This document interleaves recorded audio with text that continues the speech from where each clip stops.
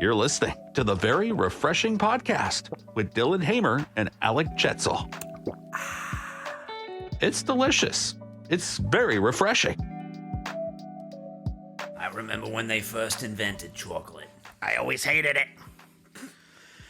Oh, welcome.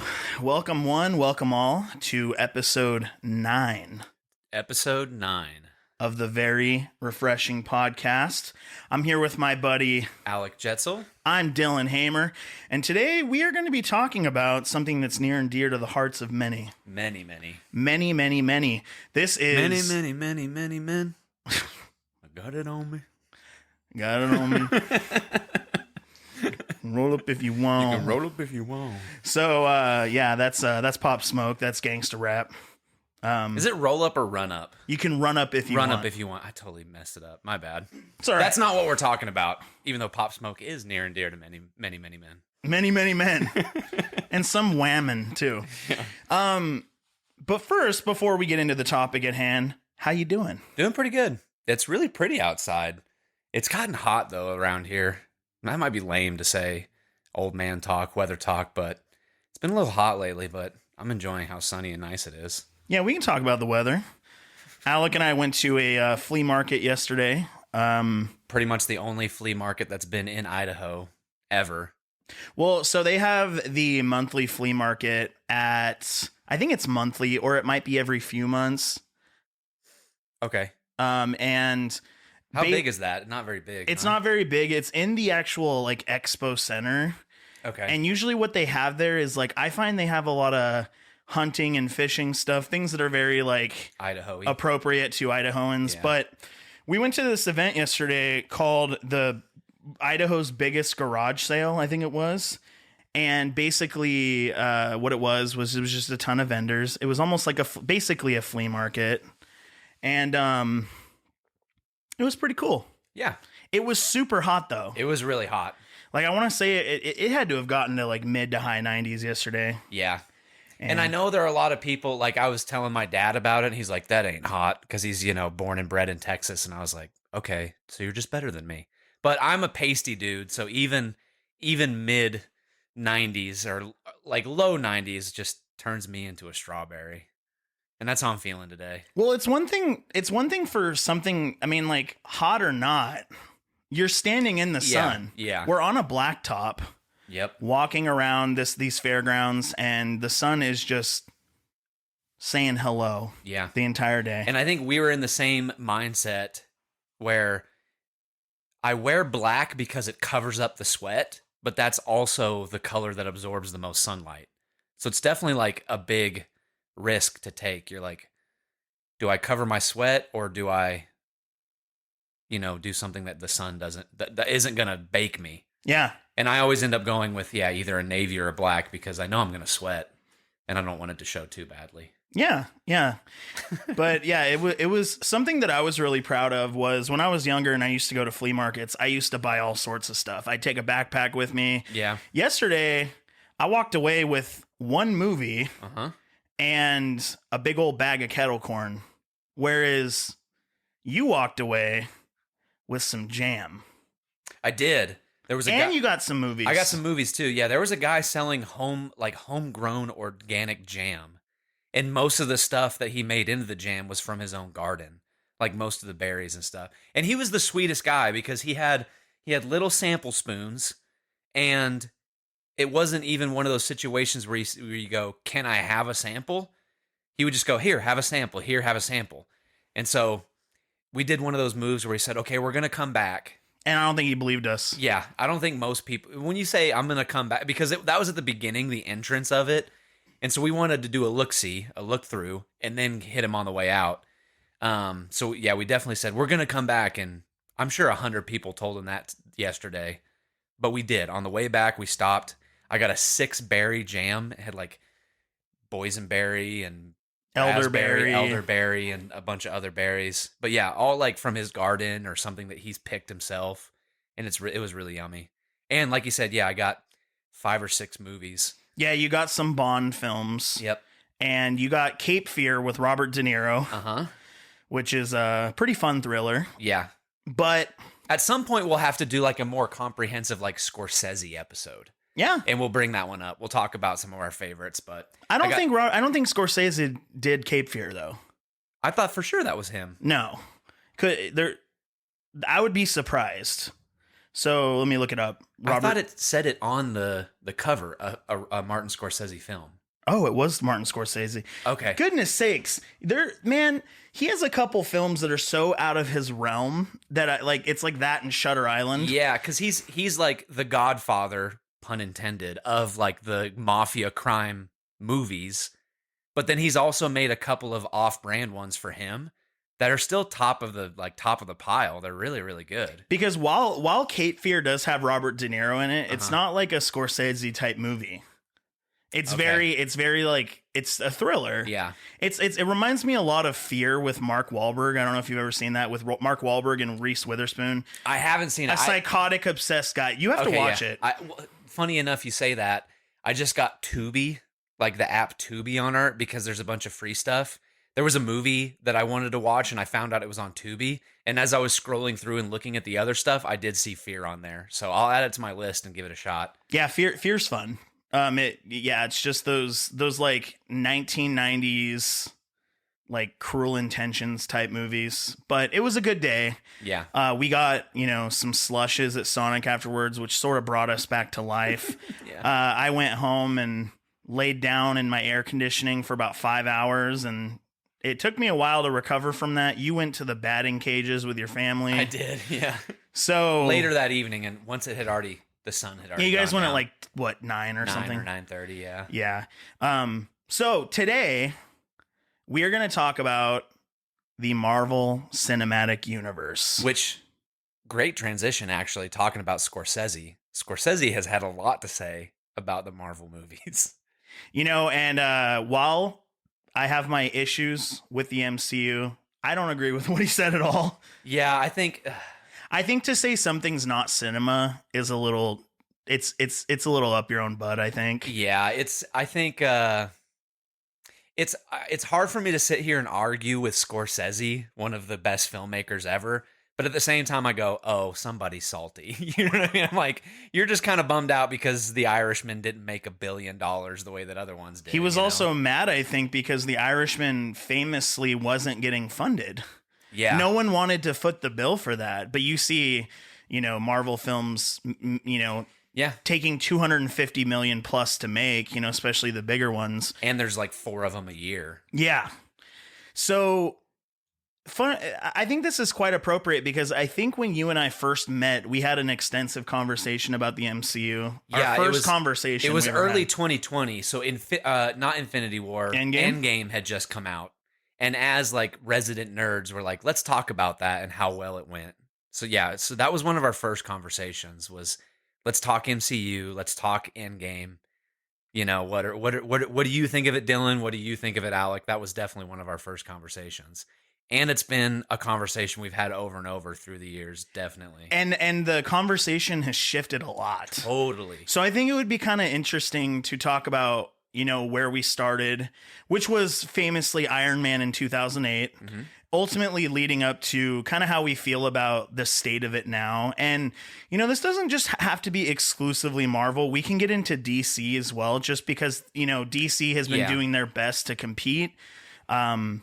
Not doing a great job most times, but now it's even Marvel competing with its former self. So it would be interesting to kind of hear about where you got started in the MCU and what your experience was throughout the phases, and maybe some of what you felt were hiccups, some of the bright sides of the MCU. And then, like I said, I think it would be cool for us to end this on, what we're thinking nowadays, because we've gone on that ride. So was Iron Man where you got started personally? So I come from like a pretty, I guess not interesting, but just like a little bit of a nerdy background where, we've always had like the superhero cartoons in our house, right? I've talked in a couple episodes ago about how we were famous for getting the compilation DVDs, right? I talked about it with the Stooges and with other things, but even more recent than that, we would get the Justice League and Justice League Unlimited and any of those. Even in the 90s, Marvel was putting out like the Incredible Hulk and the Iron Man cartoon shows that had like a very interesting art style. So we had a lot of those DVDs in the house. And so I had like a pretty good base knowledge for what Marvel was and the different characters. So I didn't go into it as like fresh, I would say, as a lot of people. I knew the background of them, but I wasn't a super fan of Marvel. If I'm being super honest, it was all about Justice League and Justice League Unlimited and Teen Titans. I really thought that DC like ruled that space of cartoons. But yeah, went to go see Iron Man. It wasn't even like I saw the commercial and had to go see it. I went and saw it in the dollar theater, right? So after it had already been out for a couple of months, and then you could go see it for cheap. And that's when I went to go see it. And even though I really loved it, it wasn't like, oh my gosh, this is going to change everything. I just really liked it. That first Iron Man is really special. It was like a very unique take on the superhero film because as we all know, Tony Stark is kind of an a-hole. He's not really somebody that you would typically root for, but Robert Downey Jr. really gave him this light where he could be flawed but also charming. And then Iron Man, even though he was a superhero, wasn't even really like a hero. He wasn't really saving anyone. He was just kind of covering his own skin for like the suit and stuff. It was really interesting. But I remember really liking it, but not it didn't blow me away. It wasn't like, "Oh my gosh, this is a whole new chapter." Did you go see it in theater?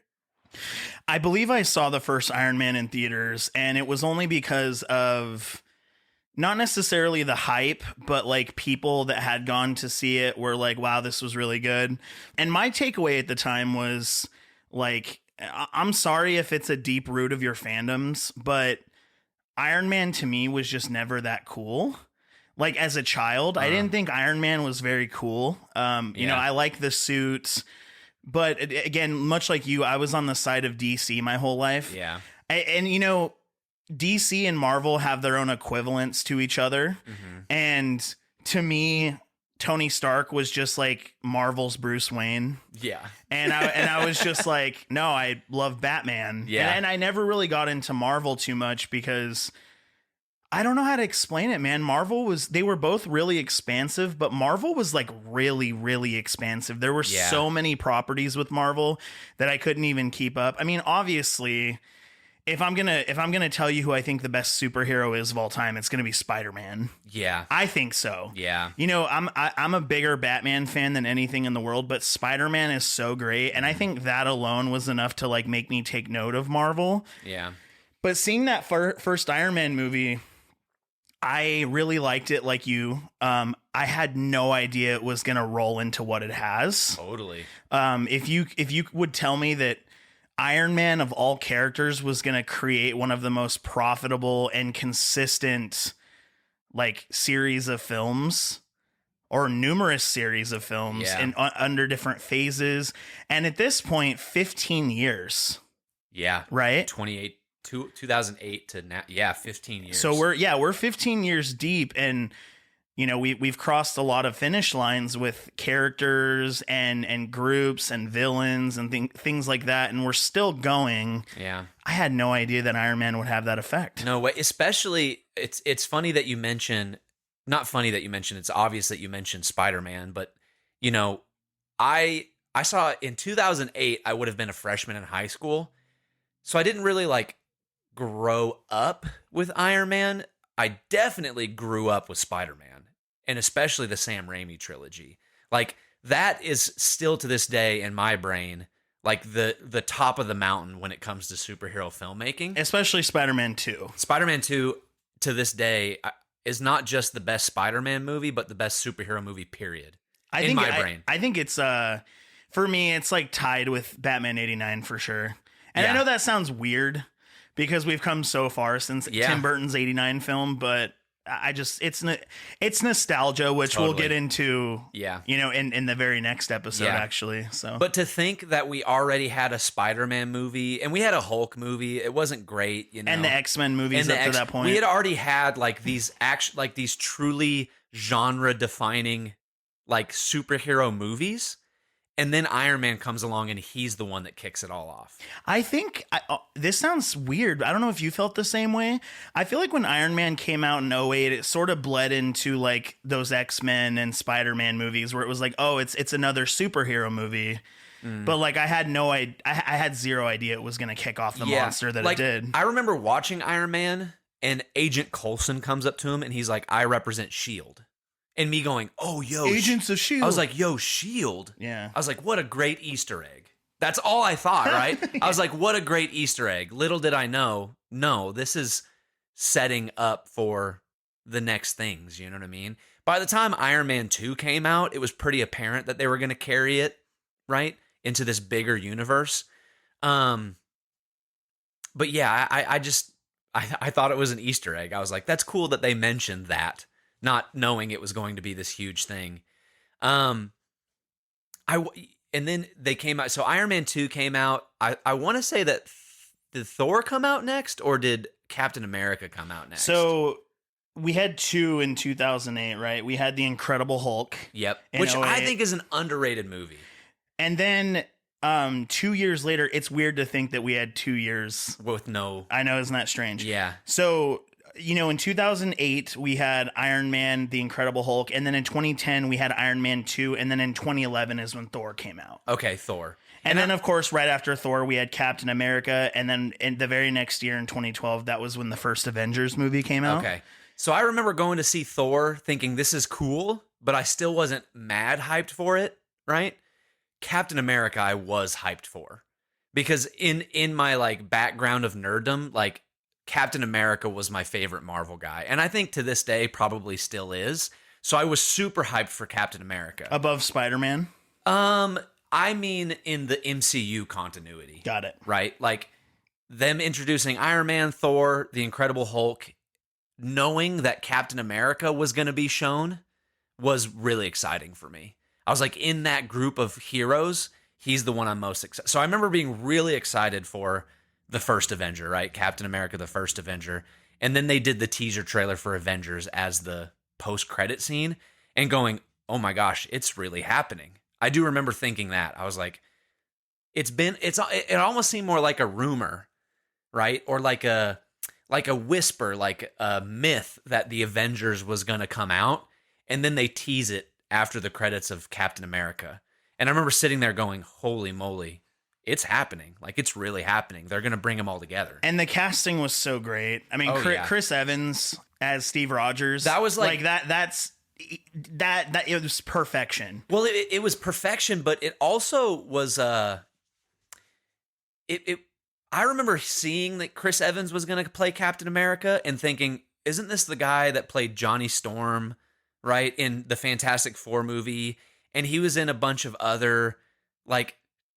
He was in, like, Scott Pilgrim versus the World. Right? Like, he was in these movies where I was like, he's kind of a D-bag, But now he's going to play, as Ultron says, God's righteous soldier. You know what I mean? Like, it was like... But... Of course, back then I didn't know as much, but in my kid brain, in my freshman, sophomore brain, I was like, this seems kind of strange that Chris Evans is going to play him. But then you go see it and you're like, this is incredible. Holy moly, what a good casting. The casting for... So I loved, and I'm not jumping ahead too far, I loved pretty much all of the casting. Yeah. I don't know if this is as controversial. I wasn't super fond of Quicksilver in the MCU. Okay. That was one of the only like miscastings. And I don't even know if it's casting. I feel like the writing, like it just wasn't. I mean, this is so stupid, but simultaneously you had Evan Peters on the X-Men side that was doing Quicksilver. In my opinion, much better. Yeah. And weirdly enough, I felt like that kind of Quicksilver would have fit into the MCU well. Yeah, I think he would. I have a hard time saying which one I like better or which one is better. I think objectively, Evan Peters' Quicksilver is better. They're also just written so differently. It's hard. It's almost like apples and oranges, even though it is the same character. Yeah. But outside of Quicksilver, for me, I just loved the casting of the Avengers. I thought they were incredible. And then in Phase 2... they continued with Iron Man, they continued with Thor, and then they brought us Guardians. Yeah. Which is like one of the most beloved to this day. I want to ask you a question real quick. Do you remember going to see Avengers in theater when that first one came out? Yeah. What was your, when you walked out of the theater, what were you feeling? What did you think? It was weird. It almost felt like an epic, not necessarily a finale. Yeah. But you knew that something was getting capped off. Like it was almost like it's like this is the boss fight. And then they're going to continue on. And that's when like we started to understand what the phases actually meant. Yeah. But I remember thinking the first Avengers was great because they had done such a great job building up, you know, some of the core characters, right? They did a great job with that. I mean, obviously there were some that would later get their own treatments, but I think they did a great job. And then they expanded further into phase 2. I mean, I think phase 2 kicked off with Iron Man 3, if I'm not mistaken. Yeah, I think you're right. So right after, I think Iron Man might've been 2013, right after Avengers happened, we went into another Iron Man film. Yeah. Avengers was 2012. That was my senior year in high school. I think so. Yeah. It was my senior year in high school. Cause I remember going to see it with, it was spring of 2012 because I played rugby my senior year, and I remember us finishing our season and then going all to go see it together. For me, Avengers, I totally agree. It was like this culmination. And you saw the trailers. I remember seeing the trailers and going, "That's going to be cool," but I can't see them pulling it off. Well, and it was weird too because like there were already changes that had been made. Yeah. I mean, Ed Norton was already out. Coming back. That felt strange. It was weird, and especially it was so fast. Especially because they filled him with Mark Ruffalo. Amazing, though. Who's way good, but to anybody watching the trailers, are like, who's this guy? That's not Bruce Banner. He looks weird. He doesn't look like Bruce Banner. You know what I mean? He's like too thick to be. Bruce Banner needs to be way skinnier and more Weasley. You know what I mean? So, I remember thinking that. Dude, speaking of Mark Ruffalo, I was watching this movie recently called The Dentist. Okay. And it's a really, really bad horror film. It's just about a dentist whose wife cheats on him and he goes psychotic and he starts just drilling into people's mouths, and it's pretty. Is Mark Ruffalo the dentist? Mark Ruffalo is in the movie though, a super young Mark Ruffalo. And I was like, oh, that's Mark Ruffalo. That's a funny thing too, like going back and watching old movies and going, yo, that dude's a superstar now. You know what I mean? Yeah, it was like it's like the when people watch Halloween 6. Yeah. And they're like, oh, that's Paul Rudd. Yeah. Or like, I don't remember what movie it was, but I was watching a movie recently and went, yo, is that John Bernthal, the Punisher? Like, that dude's a superstar now. But he was like young and unrecognized. Like, nobody would have ever known who that is. But isn't that so funny? Like, you can look back. Mark Ruffalo is definitely one of those where I was like, who the heck is that guy? Well, it's like so many great actors got their start in horror anyway. Like I said, Paul Rudd. Then I don't want to say Mark Ruffalo had his start, but he was pretty young. Mm-hmm. Jennifer Aniston. Do you think that's because, and we'll talk, we're going to do a horror-centric episode. Yeah. So we'll talk about this a little bit more. Do you think that's because they pump out so many horror movies that like actors just get the chance to do them? Yeah, well, I think that's I don't know, man. It's kind of a safe bet for a newcomer actor because like you're right, there are so many of them, right? Uh-huh.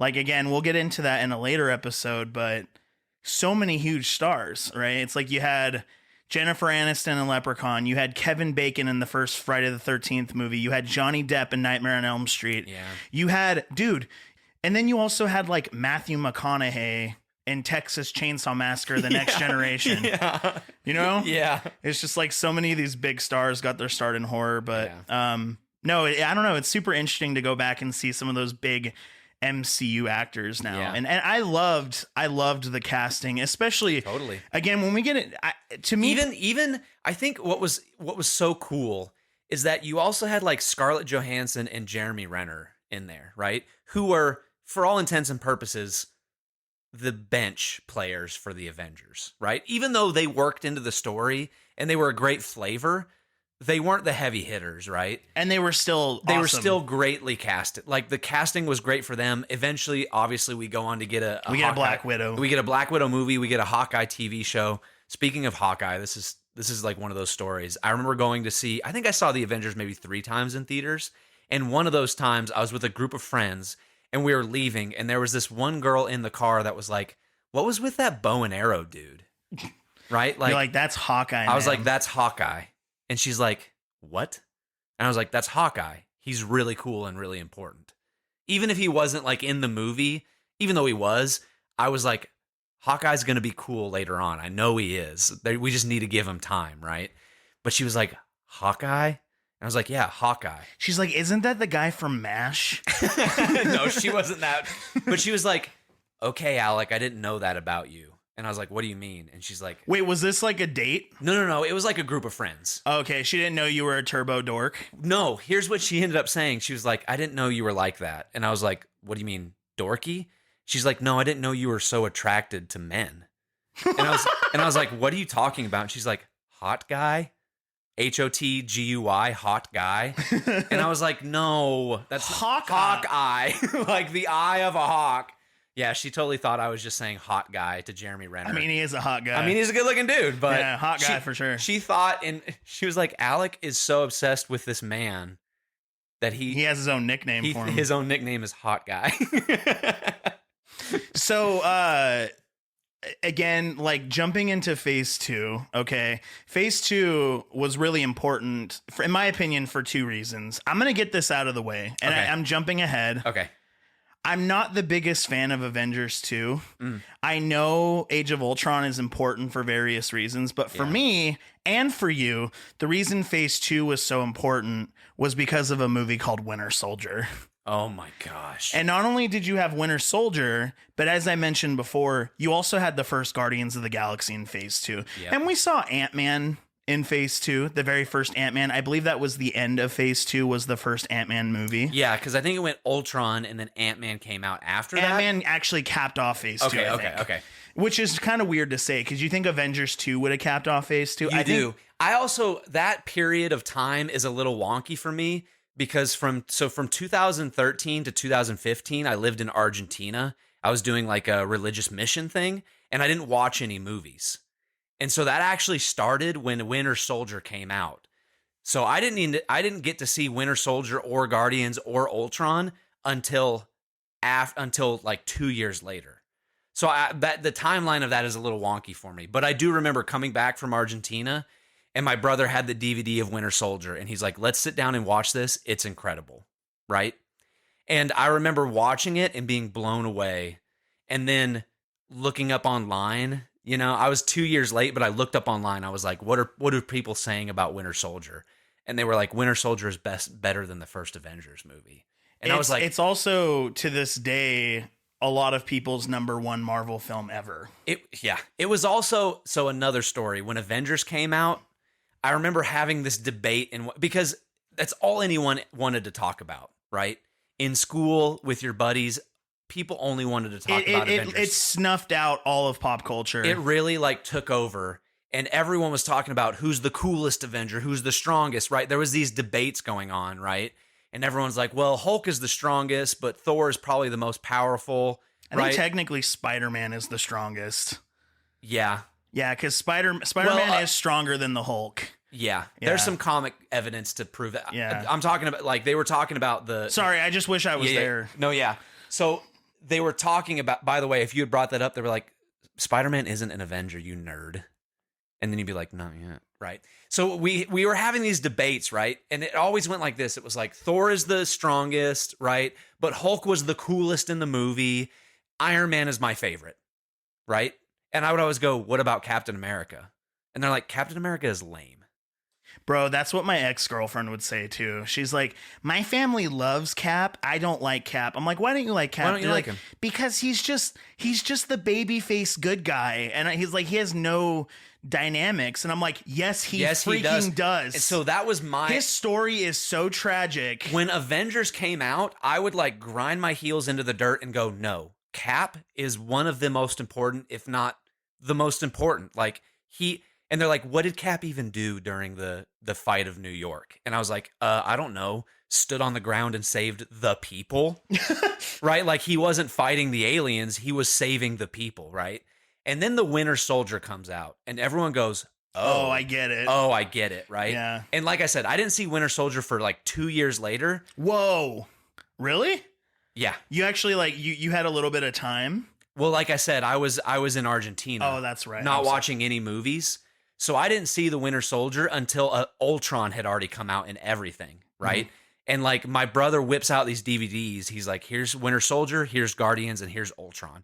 And we stayed up all night and we watched all 3 of them, right? And so it made me really happy that Cap got his flowers with Winter Soldier, because everyone went, oh, Cap is, not only is he like cool and important, but he can be brutal, and he has this like moral divisiveness that he like fights within himself because of his soldier background, but also his like desire to serve people and keep. And then his friendship with Bucky, like, and they actually, I mean, they go into that even more in Phase 3 because Civil War comes out. Yeah. Right. But Bucky was like, I was just like, we're going to keep an eye on that guy. Yeah. Because and of course he got his flowers. Totally. Not only then, but later on as well. Yeah. And Bucky is like, to this day, Bucky is like, if you really force me to sit down and rank my favorite MCU characters, he's in my top 5. Bucky's in my top 5. Yeah. Same. And not just because he's an interesting character. I think Sebastian Stan might low-key be one of the best actors in the MCU. Like, in Winter Soldier, he brings this character to life and shows us his duality, shows us his like mental state while not speaking hardly any words. Like, if you go back and watch The Winter Soldier and count up the lines that Bucky actually says, they're really low. And that's pretty incredible that he was able to do that. I just saw a Sebastian Stan movie called Fresh fairly recently. You told me about that. It's so weird to see him as like this disgusting villain character, but like in a sadistic like serial killer way. That dude's got range. That dude's got chops. He's got range. He's for so sure. Good. Yeah, Fresh is fat. And we can talk about this a little bit more in a minute.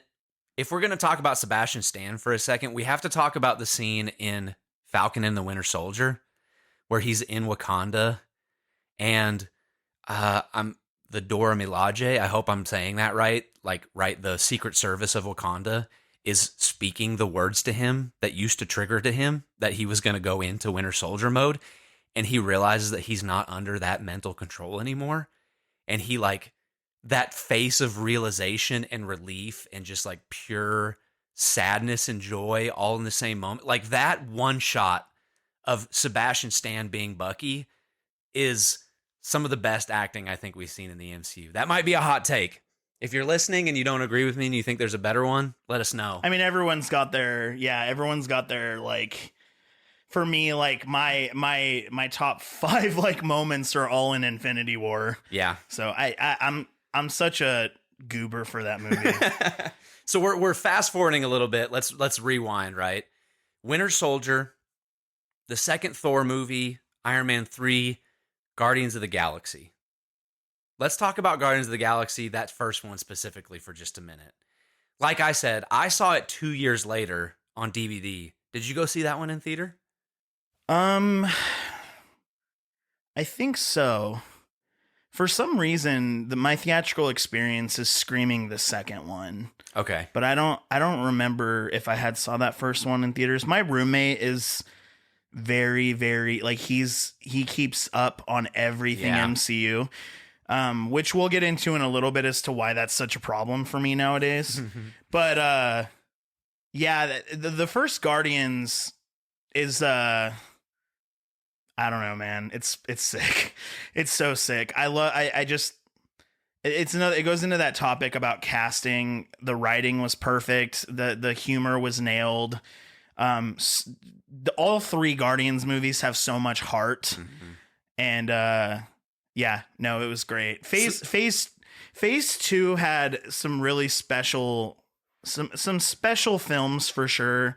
But for me personally, yeah, Winter Soldier and Guardians, it was like, bro, I had zero background or interest in the Guardians of the Galaxy, and I was like, oh, now we're resorting to the non. We're really scraping the bottom of the barrel. It's like oh, so they're shifting into like the non-staples now. Yeah. No. It was great. Yeah. James Gunn loves the Guardians. It's like it's clear that he I don't know, it was great. Yeah. So this might surprise you. I saw the first Guardians on DVD, and I remember going, that was a lot of fun. Period. Like that's really all that I thought about it, right? I really liked it. It made me laugh. I thought the action sequences were really good. It was really good. The music was great. The music was awesome. So much fun. I don't think I really understood Guardians until the second one, though. Do you feel like after you saw the second one, the first one got better? That's what I'm saying. Exactly. Yeah. I saw the second one, and I think it has to do a lot with, like, I don't know. It's like the first Guardians movie is a Guardians movie. The second Guardians movie brings in, like, a very powerful and very, like, flushed out villain. Which, if you're gonna make any like, you're talking about Guardians 3, Guardians 2. Oh, okay. So if you're gonna make any complaint about the first Guardians, it's that Ronan the Accuser was kind of weak, right? Their villain. But in the second one, you get Ego, and Ego is Quill's dad, and then you find out all of this diluted, just like nasty stuff about Ego, right? And you have like, even though the first Guardians had a lot of heart. The second Guardians is where it was really it was like a very strong Quill story. It was a very strong Quill story and a very strong like. I mean, we got Mantis as well. It was a story about fatherhood and like sacrifice, and like I had read that Chris Pratt read the script for Guardians 2, and it helped him gain closure on the passing of his own father. And when I watched Guardians 2. I went back and watched the first one and it elevated it, right? I was like, oh, now I really, really get it. Like I get the group dynamic. I get why each of these characters is so like deep and important. It made the first one better for me in like a really interesting way. Yeah. No, I totally agree. There's definitely a lot of like, I don't know. I think there's a lot of like personal things also that we, much like that, we can pull from. I mean, we're going to talk about them, I'm sure, at some point, especially when we get to Endgame for me personally. But Guardians was great. I think Winter Soldier was also awesome. And I'm just rolling along to Phase 3 now, just if that's okay. Yeah, of course. Just because Phase 3 had That's kind of where everything came to a head. It was like explosive and big. I mean, obviously I think we kicked off Phase 3 with Civil War. Yeah. Which great freaking movie. Oh my gosh. It's so weird that people debate that and Winter Soldier. Yeah. That's how good it is. Yeah. I think Winter Soldier beats it just a little. I think you're right. But they're definitely, they deserve to be in the same discussion, I think. Yeah, totally. I remember seeing trailers for Civil War and being such a huge Captain America fan going, oh no, they're going to water down a Captain America movie with the other Avengers. Which sounds so strange, right? Here's what I loved. Yeah. Sorry, I don't mean to cut you off. That's okay. I just think you brought up a really good point. What I loved was, again, I wasn't the biggest fan of Age of Ultron just because I felt like the cap of the phases needed to be more epic. I sort of felt like even though Age of Ultron did not cap off Phase 2, I didn't feel like it was this big event. It wasn't like the first Avengers, and it wasn't like the third and fourth Avengers movies, right? Sure.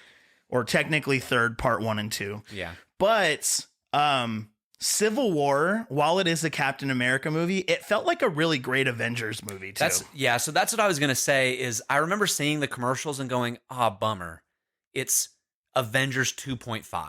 And that's kind of what it was. It kind of was, but I remember seeing, articles and stuff where the directors, right, which are, the Russo brothers, right, who at that point, even still, we didn't realize how important those two dudes were, right? But the Russo brothers going, don't worry, even though Iron Man and everyone else is in this, it's still a Captain America movie, right? And it was. Yeah. Yeah. So I was worried about Civil War But then I went and saw it, and I was like, holy moly. Did they just give us a Captain America movie and an Avengers movie in one? Like, unreal. Unreal, dude. So we're going to talk about specifics, Okay. but I just want to outline phase 3 for you. Okay. Just this is what I'm saying. I know that phase 2, we talked about Winter Soldier. Uh-huh. We talked about Guardians. Yeah. Iron Man 3. But I want to lay out phase 3 for you. This is Okay. Do you have it there in front of you? I do. Okay. This is really where things like went into space. It was just so great. It was epic. And before you read this, I want to frame something for myself and for you, right? Got it. So, Ultron, right? Even though Ultron introduced the Infinity Stones, right? Mm-hmm. We saw what they were. Important piece of right. We saw what they were in Guardians, right? We had obviously seen some of them up until this point, but at the end of Ultron, they go, there are 6 Infinity Stones, and someone is making a play to collect them, right? Now imagine that for a second. Imagine that the MCU is a movie, and the movie doesn't introduce the most important plot point until the beginning of Act 3. Like, that's what they did. And I think that's why phase 3 is so grandiose, this list that you're about to read to me. Phase 3 is, again, without, there are parts of phase 1 and 2. I mean, I feel like Thor didn't really come into his own until phase 3. Yeah. Iron Man was epic. I'm actually in the minority. I like all 3 Iron Man movies. And of course, I love all the Captain America films, including the first one. Okay. Yeah. But phase 3 is this right here is this is top tier MCU. This is Marvel firing on all cylinders. All their directors were on the same page. The writers were on the same page. The continuity was great. And in my opinion, I'm going to make a statement here. Okay. I think this is also where some of the good died at the end. And I think moving past phase 3 into phase 4, I think that's when we dropped off a lot of this greatness. I think phase 3 was as good as it got. Okay. So we start with Civil War. We jump into Doctor Strange. Okay. Guardians Volume 2. Okay. Spider-Man Homecoming. Then you get into Thor Ragnarok. Black Panther. Avengers Infinity War. You have Ant-Man and the Wasp. Uh-huh. Captain Marvel. So there was a couple spacers. Yeah. And I know some people have their opinions about mostly Captain Marvel. But then you have Avengers Endgame and then Spider-Man Far From Home. Mm-hmm. Now, while I do have a couple issues with this phase, I think this is, without question, the strongest phase we have. Well, it was definitely the ramping up. It was the ramping up and the resolution in one phase. I think you can make an issue about the spacing between Infinity War and Endgame, the 2 films that space those out. You could if you wanted to. Yeah. Ant-Man and the Wasp, I think is great. People don't talk crap about it. It's so much fun. Yeah. People do have I like Captain Marvel. A lot of people take issue with Captain Marvel, but you're right. The ramping up is really where it was just, like I said before, firing on all cylinders. Yeah. But starting it off, we talked about Civil War. Going into Doctor Strange later in 2016. Dude. Doctor Strange is awesome. That was so awesome. Yep. That was so awesome. And then, like you said, Guardians Volume 2 solidified and made Guardians 1 even better, because at that point, it kind of clicked for you. You're like, I see what the mode is. I see what the themes are, the actors, like, I get it, right? Yeah. And I think and we've talked about this with some of the other ones. Sorry to harp on Guardians 2, but just another little thing. I think it really, because Guardians is like a funny movie. All 3 of them are. But Guardians also really deals with like some traumatic experience for our main characters. And in a lot of movies, characters are written to kind of just laugh over their trauma. And even though Guardians is like very funny and very upbeat, Guardians really takes the time for their characters to process their trauma, right? And I think that was like really important for me to see, that like the humor doesn't cover up the trauma. the humor is like a processing part of the trauma. Well, Does that make sense? Yeah, it does. Because most of our main Avengers weren't dealing with a lot of their issues until the later films. They were just throwing their fists in the meantime. But yeah, Guardians always had that breathing room. Yeah. And I mean, you even take it to when the Guardians were featured outside of the primary Guardian films. Again, I'm gonna have a whole point just on Infinity War. They brought most of the heart to that movie, right? Yeah. But Guardians 2, all three of the movies are fantastic. We recently saw Volume 3. Oh my gosh. Holy moly. Wow. But so we follow up Guardians 2 with Spider-Man Homecoming, and I want to stop here for a second because we had you mentioned earlier the Sam Raimi Spider-Man movies. I also it's like for me, the Sam Raimi movies were a lot like the Keaton Batmans, where no matter what came out, I acknowledged it was good, but I'm like, but the old ones are better, right? And I always stood by that, even through the new Spider-Man films, because we definitely had Tom Holland fever. Yeah. Everyone was going nuts over Tom Holland and Zendaya, and it was very well casted. They were giving us, I don't know, it's like, so Tobey Maguire as Peter Parker was dorky, and kind of emotionally weak, trying to find his way. Then we got into the Amazing Spider-Man films, where it was like he was this rendition of Peter was almost cooler and more hip, which makes sense because there was the Amazing and then I think the Spectacular Spider-Man that came later. So there was a point in the comics where Peter got kind of cool and edgy. Yeah. But then they brought us back to sort of the quirky Peter Parker again with Spider-Man Homecoming. Yep. This is also... And they gave us like a true Spider-Man in high school experience, right? Absolutely. Which when people... This is always my like clap back when people are like, the Tobey Maguire Spider-Man isn't Spider-Man because he's not in high school. And I'm like, well, Spider-Man grows up, right? Well, and he also was in high school in the first movie at the start. We started at the tail end of his high school career. Yeah, but if we're talking about the Raimi trilogy, the experience is young adult Peter, which is a very interesting era. But you're like, as we're saying, the Tom Holland movies really gave us the true Peter in high school experience. Right. And I think that was important and really exciting for a lot of people. It was. And it definitely had it had its very own style. It had its own type of humor. It had some heart. There was definitely a shift in Marvel where I would say it started happening actually in phase 2, where we started to see villains have an understandable motive. And we started to see villains that you cared about and villains that you felt sympathy for. And even in some cases, empathy for. Yeah. If we're talking about Homecoming, and I know, you mentioned Ego earlier, but Homecoming had Vulture. Yeah. My boy, Michael Keaton. And the dude just got screwed over by like his whole job got screwed. And it's just... You start to understand these villains a little bit, and this heart starts to come into it. Admittedly, I feel like Homecoming might be the best out of the 3 that we got, the Home trilogy. Interesting.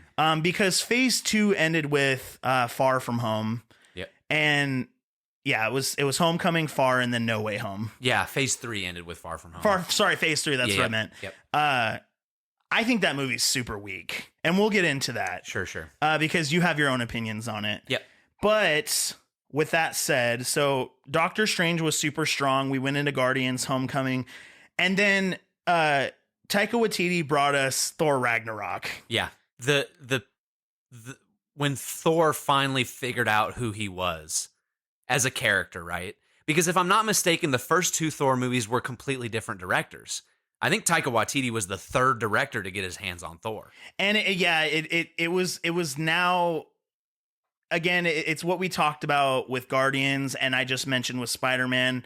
It definitely had its own feel. It had its own theme. It had its own style. In fact, it almost felt like it borrowed from Guardians in some of the best ways. I mean, there definitely was a lot of Thor Guardians crossover. Yeah. But I liked Ragnarok because to me, it had like the rock and roll. It had the humor. It had the heart. It felt sort of like a Guardians film. I think it was heavily James Gunn inspired. I think you're right. But that was the first Thor movie that I saw where I was like, holy cow. Yeah. Like, this is working. This is great. Yeah. Right? Yeah.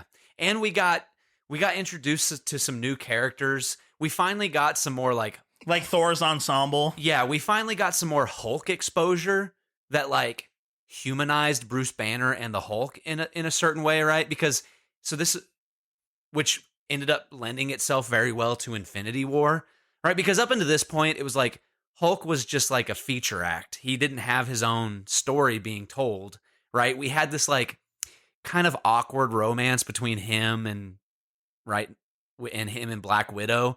But in Thor Ragnarok, we finally get to see like a true Hulk versus Bruce Banner like story. And it's really interesting. And it's really both Hulk and Thor they were elevated. And the bond and the bond and the buildup lent itself very well to Infinity War. Yep. So the bond between him and Hulk and him and Loki. Yeah. Which up until this point, they've just been bickering brothers. Loki was a nuisance. Yep. And then it's like there started the stakes started getting upped. You started to care more about these characters. And that's what I mean. Because Loki, in essence, is a villain. Yes. But we start to really care about Loki. It's like, villains still have brothers. Yeah. And brothers that care about them because they're brothers. Right. So interesting. And then, after Ragnarok, we got into Black Panther. Which, let's just rewind to Civil War real quick. Civil War introduced T'Challa and Peter Parker in the same movie, brilliantly, right? Because not only do we get the scene where Tony and Peter are meeting, right, in their apartment in Queens, but we also get T'Challa losing his father at the UN bombing. Yeah. Right? Which isn't talked enough about, right? Because that is a kickoff for T'Challa's whole character, losing his father in this tragic way. Like, that scene is foundational for the entire Black Panther movie, and it's not talked about a whole lot. So Civil War is extremely important and extremely good. But anyway, Black Panther is really good. Oh my gosh, so it's good. It's not there's times I'm going to say something kind of controversial. Sure. And I feel like, you know what? I don't talk about these things on social media, but I'm just going to say this. I feel like Hollywood sometimes does culturally driven stories for financial gain, but also it's like a form of like feeling virtuous. Yeah, virtue signaling. And I hate that. Yeah. I think there are too many brilliant black actors in Hollywood, and I think there are too many there's too many brilliant actors across different races. Yeah, right? yeah. The problem is, and it's a bummer because the art suffers when a movie is a cultural cash in, air quote. The art suffers. Like, the movie isn't as good as it could be. But Black Panther is not that. Not that. Black Panther is very intentional. Yes. It's very beautiful. Interesting story, actually. I went and saw the first Black Panther in theaters. And, okay, a little backstory. I grew up in California, and while I did experience but witness some racism towards the Mexican community, I didn't see a lot of racism towards the black community where I grew up, just because my neighborhoods were predominantly black and Mexican, right? So it's like the neighborhoods that are the most enriched by cultures are not going to suffer at the hands of racists and bigots.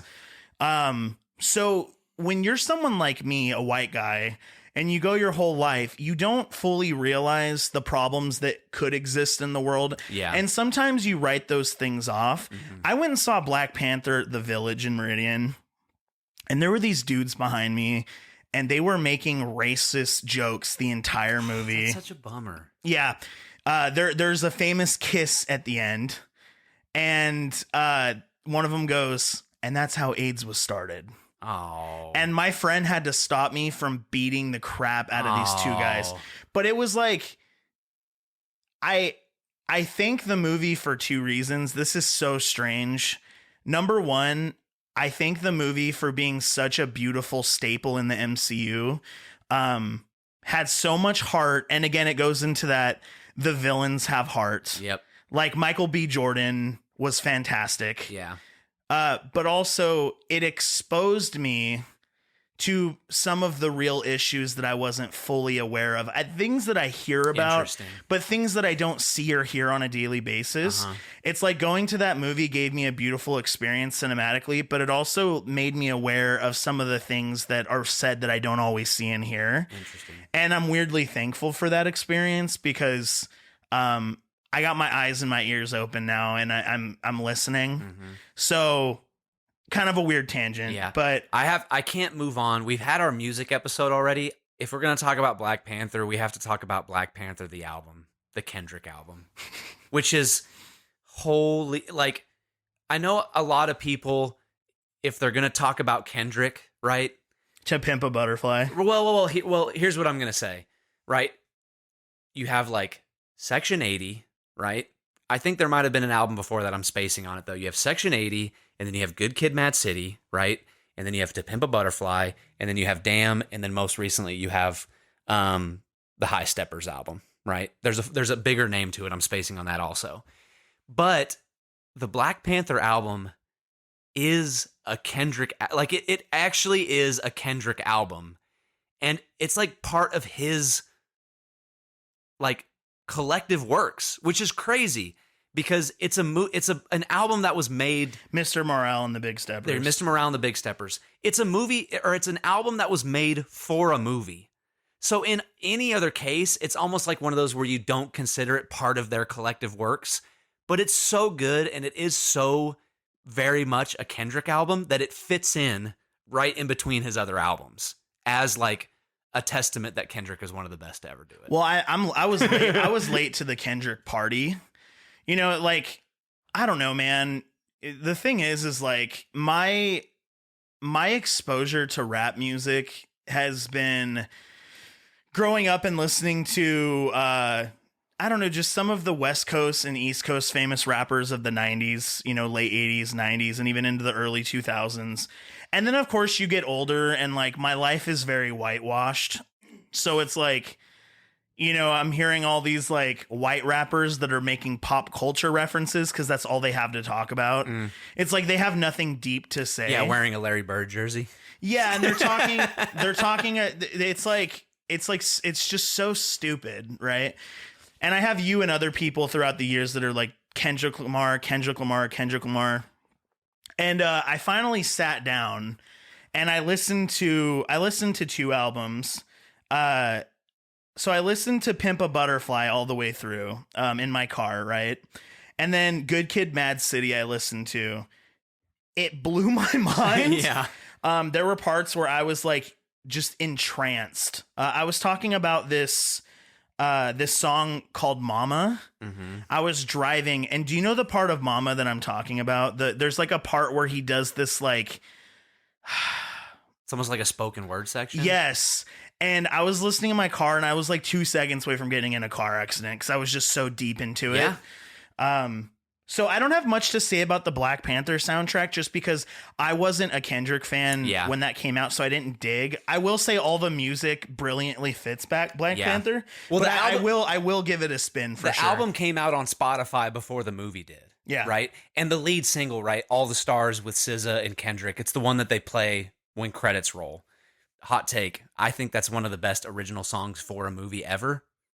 But the whole album came out. And so me and my brother, I remember me and my brother were roommates in college, and we were just jamming that album being like, I can't wait to go see this movie just on the album alone. So if we're going to talk about how culturally significant or significant in the MCU Black Panther is, I just have to make sure I talk about the album real quick. Well, yeah, So good. No, that's great. It's great because It's part of the experience. The movie is culturally stunning. It does a beautiful job representing the tribes in the movie.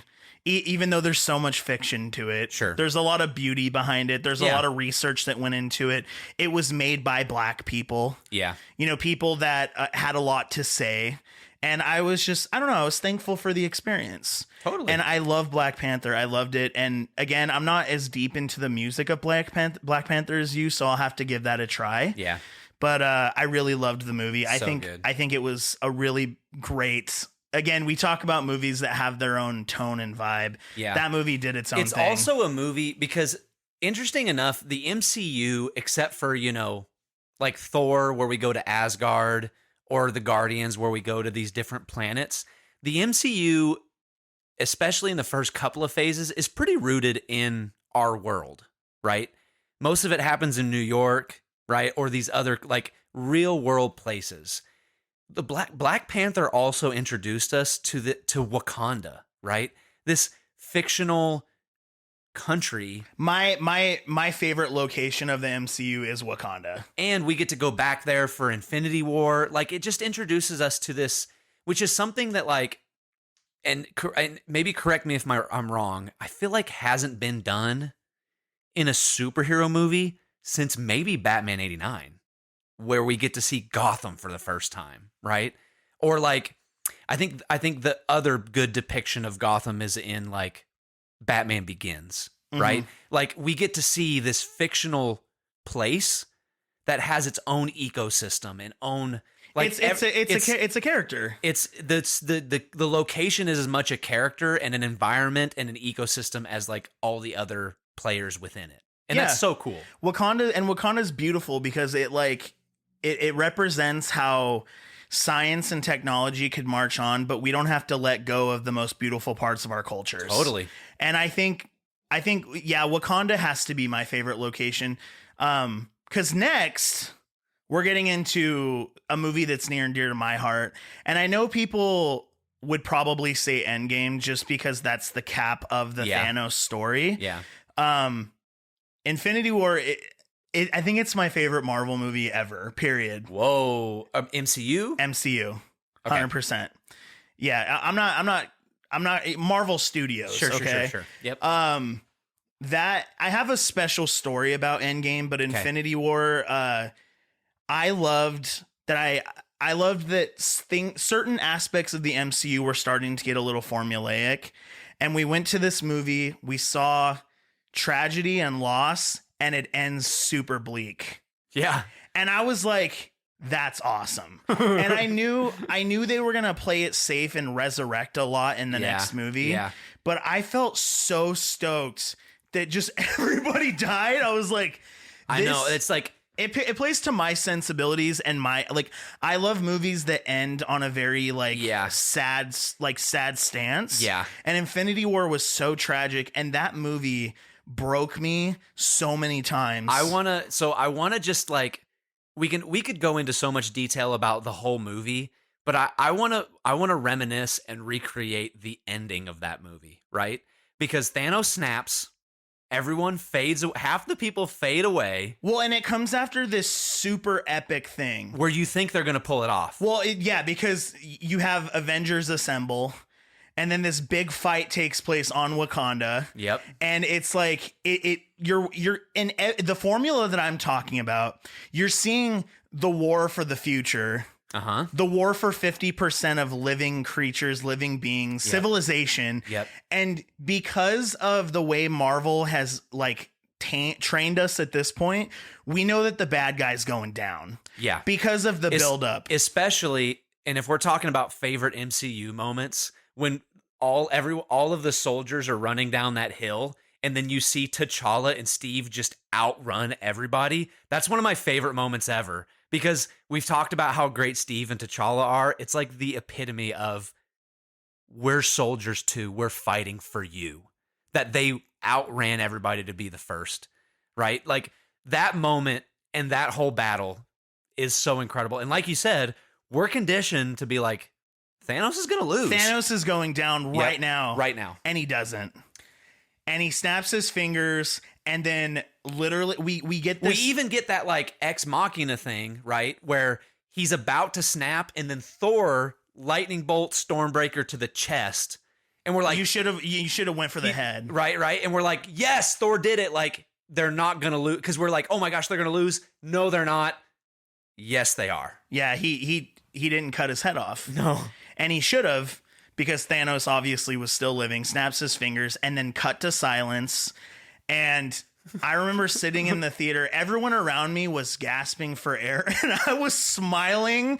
And I know that sounds sick, but I was like, they just took a huge risk. Yeah. And even though I knew that it was going to resolve in the next movie, I was just basking in the fact that I saw something different from something that was doing very similar structure throughout its lifespan. Yeah. And especially because there have been other movies, right? And the one that comes to brain immediately is Star Wars The Last Jedi, right? That took a huge risk, right? It made Luke into kind of a crotchety dude, right? It had Luke dying at the end. Yeah, right? Luke dying when Luke wasn't even physically there to fight. So that's one of those movies that took like a huge risk, and people did not like it. People were upset about it. I liked it. I did too. Yeah. And we can talk about that. We have a fandom episode. So let's talk about that one in this one. But so I was one of those people that gasped, right? Because it goes, snap, people are fading away. I think Cap goes, did we just lose? And then black. And then, if I'm not mistaken, I think it goes, directed by Anthony and Joe Russo.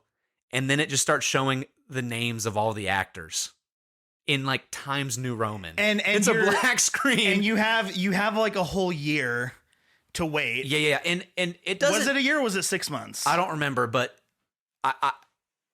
they show the names of the actors and they go through every single one. It was a year. They don't do a scroll. They do them. Each actor gets their own almost page. like a tribute. Exactly. Yeah. And I remember sitting there with my mouth open, and I turn to Carrie, right? My girlfriend at the time, my wife now, and I go, he did it. Like, he won. Like, Thanos won. Right? And which also blew my mind, because up until Infinity War, we had like maybe 2.5 minutes of Thanos footage. You know what I mean? Like, well, and not just in the MCU, but in hero movies, period, the good guy wins. Yeah. And if we're talking about breaking the mold, Thanos was the main character of Infinity War. Right. And again, going back to what I said earlier, a very relatable villain. You know, I remember I saw it and I was walking out with my girlfriend at the time, and she goes, was Thanos a bad guy? And I'm like, in the context of the movie, yes, but like, you sort of understand where his heart is. Now, obviously, any intelligent person would say, Thanos, just snap your fingers and make more resources for people. Yeah. But realistically, like, or he's don't not do anything. wanting. He's not wanting to kill people because he hates people. He's wanting it to the 50% that's remaining to thrive. And you're sitting there and you're like, I sort of understand him, but dude. Well, we also get like a whole movie dedicated to him being in love with his child Gamora. Right? Like, not like 75% of the movie is dedicated to him and his relationship with his daughter, with the people that he loves. You know what I mean? It's strange. You know, the everyone turning into, pancake mix at the end of that movie. Yeah. The death that got me the most was Gamora. And it was because I knew that she wasn't coming back.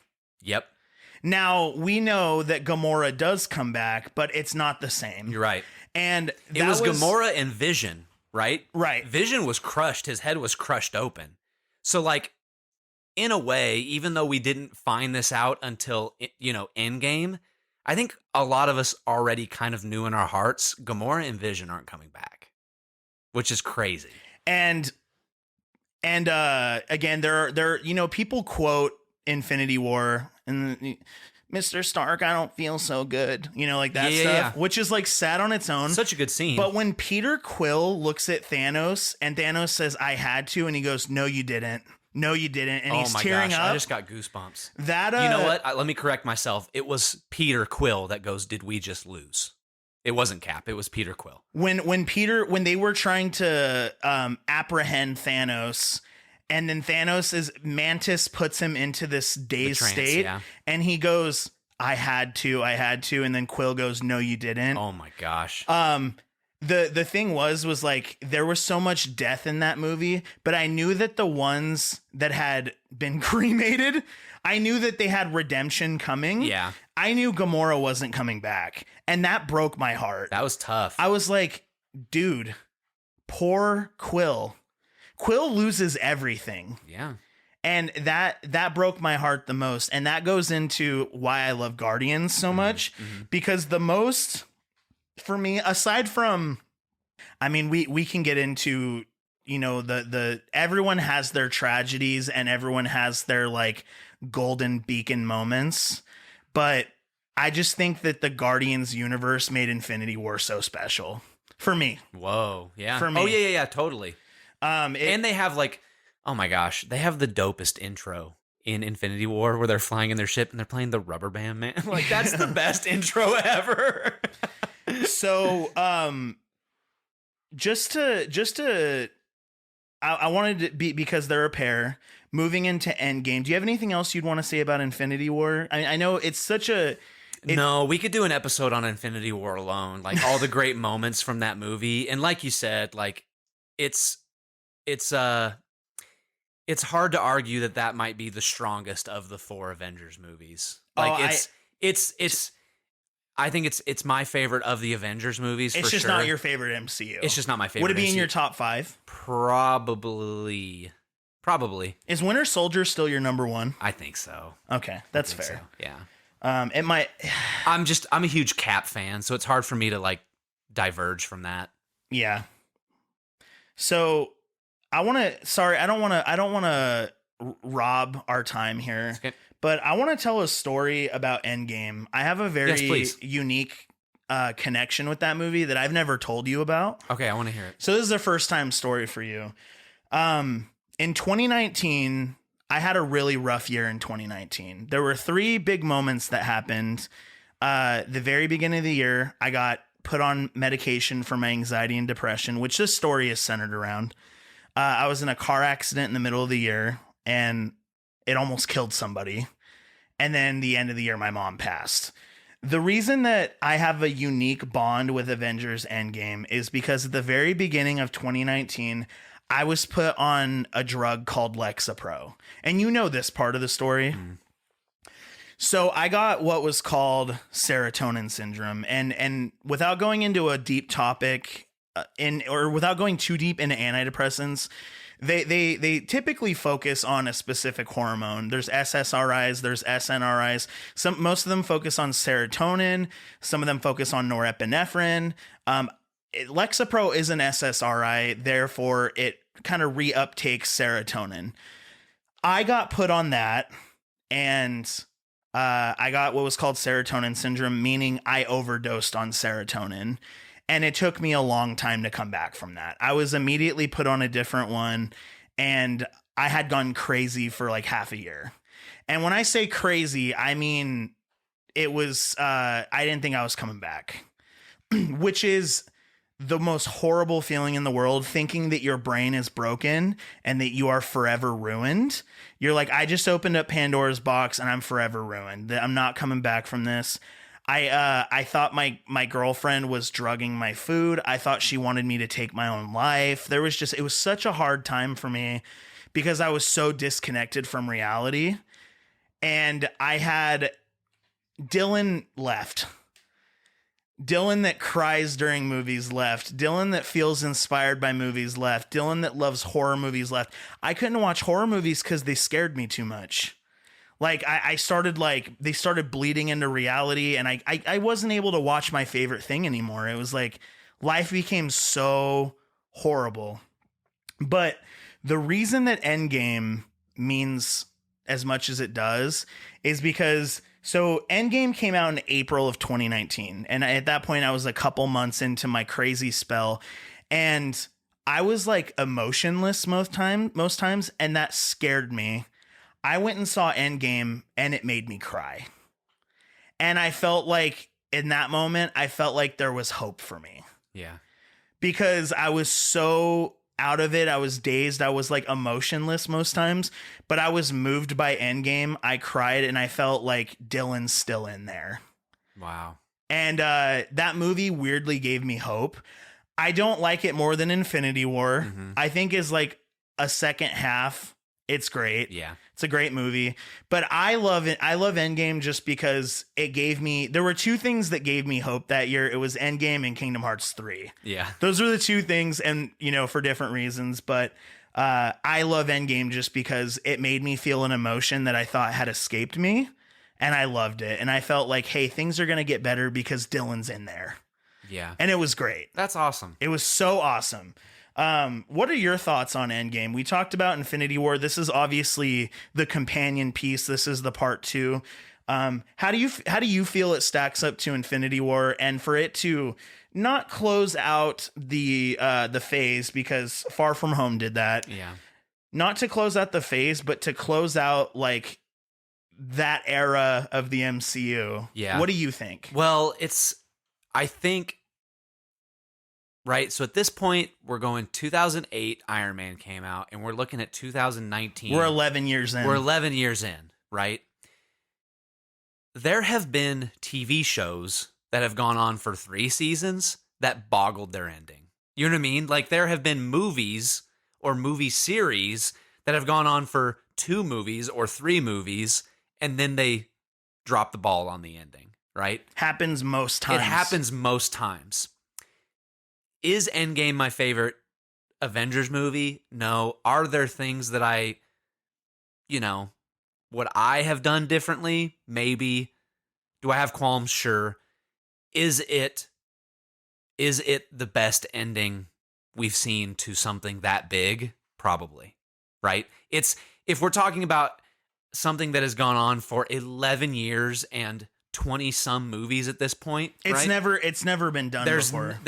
You have Bond that's been going on for a long time, but Bond is constantly changed out. Exactly. Yeah. They built like something truly this special. This is unprecedented, yeah. Right? So the fact that Anthony and Joe Russo and obviously everyone else involved could get together and go, this is how we're going to culminate this and finish it and do it that well is unbelievable. It's nuts that they were able to do that. And especially because, think about it, there was a year between Infinity War and Endgame, and how many people were speculating and how many fan theories, like there were complete forums and Instagram, like threads and everything dedicated to how is Endgame going to happen, right? And there are people that were writing their own ending and saying, I think it's this. There was all these reported leaks about how it was going to end. And then they did something that nobody online had really talked about yet, right? Yeah, I think my only issue, which is like, it's understandable because I think it was the only way they could approach it. It was like, oh, they're doing time travel. Yeah, like I said earlier, do I have my qualms? That's not my favorite way that they could have done it, right? But it was necessary. But it worked. Yeah. And it was less about the how they did it and more about that they did it and it wasn't hokey or dumb. You know what I mean? It's like the time travel was like a necessary second act so that the third act could be as incredible as it was, right? The giant battle and the resurrected people coming through the portals, and we have the fight with the 3 that kicked it all off, right? We have Thor, Iron Man, and Captain America go toe-to-toe with Thanos. And then we have, obviously, Iron Man sacrificing himself. Like, the time travel was the second act portion that made the incredible and unbelievable third act possible. And I think that's really where the bow being tied on, the Infinity Saga is the third act. And that was done nearly to perfection. the third act of Endgame. That's the way I kind of see it. Yeah, us getting the ending with Steve Rogers that we did was beautiful. Yep. And then going into Falcon and Winter Soldier, that was beautiful. The thing, so obviously after that we had Far From Home, and then we went into the next phase, and I don't want to skip over some of the highlights, right? Obviously Shang-Chi happened, right? Shang-Chi needs to be talked about more. Yeah. It's so good. Yeah. Unfortunately, Shang-Chi came out in phase 4. Yeah. Which is a little problematic. I mean, let me just talk about this for a sec, okay? Because phase 4, I think you have a lot of really great insights. You and I are kind of ending up at the same place, but for me personally, if it's okay, sure, I want to talk about phase 4 as just a topic on its own. Yep. And it doesn't have to be one that we draw out too long, but I just want to run us through it real quick, and then we can dive in where need be. Phase 4 kicked off with Black Widow. A movie that was arguably a little too late. Yeah. Shang-Chi happened. Eternals. Okay. No Way Home. Multiverse of Madness. Love and Thunder, and Wakanda Forever. Okay. Now, is Black Widow a good movie? I sure think so. I think it's fun. I like Black good. Widow. Yeah.